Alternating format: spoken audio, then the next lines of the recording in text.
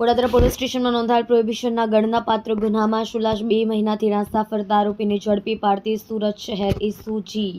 Police commissioner Anupamsinh Gehlot Surat શહેર નાઓએ અલગ અલગ ગુનામાં નાસ્તા ફરતા આરોપીઓને શોધી કાઢવા આપેલ સૂચના અનુસંધાને સંયુક્ત પોલીસ કમિશનર રાઘવેન્દ્ર વસ્ત ક્રાઇમ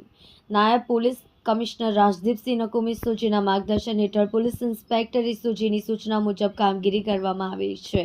શું અંતર્ગત એસઓજીની ટીમના માણસો સુરત શહેર વિસ્તારમાં પેટ્રોલિંગ દરમિયાન head constable Jitendrasinh Pravinsinh, head constable Jitendrasinh Ranjitsinh નાઓને મળેલ બાતમીને આધારે ગોડાદરા આસપાસ દાદાના મંદિર પાસે રોડ જાહેરમાંથી આરોપી રાહુલ સોમન મંડલ ઉંમર 24 રહેવાસી ઘર નંબર 97 સંતોષનગર મમતા ટોકીઝના પાસે પર્વતગામ લીંબાદ સુરત મૂળ ગામ સોનસા વિશનપુર સમસ્તીપુર બિહારવાળાને ઝડપી પાડવામાં આવેલ છે। મજકૂર આરોપીની પૂછપરછ કરતા જણાઈ આવ્યું તારીખ 15/11/2024ના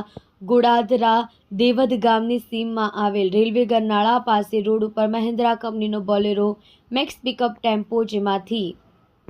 ભારતીય બનાવટની વિદેશી દારૂની અલગ અલગ બ્રાન્ડની પેટીઓ નંગ 120 જેમાં કુલ બાટલીઓ 2 નંગ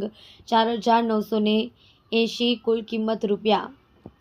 7,31,820નો મુદ્દા માલ અંગ ઝડતીના મોબાઈલ ફોન નંગ 2 તથા માલ લેવા આવેલ મોપેડ મોટરસાયકલ મળી કુલ 19,71,820નો મુદ્દા માલ સાથે ફરિયાદ દાખલ કરવામાં આવી હતી જેમાં ફરિયાદમાં પોતાનું નામ આવેલ હોય પોતાની ધરપકડ ટાળવા સારું આજ દિન સુધી નાસ્તો ફરતો હોવાની હકીકત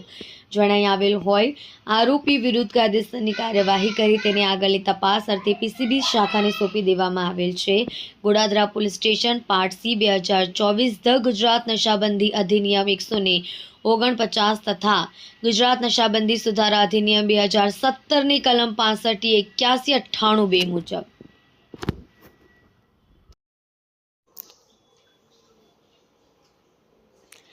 કલ્પેશ રાણાની સાથે જોતા રહો ન્યૂઝ 9 ગુજરાતી સુરત।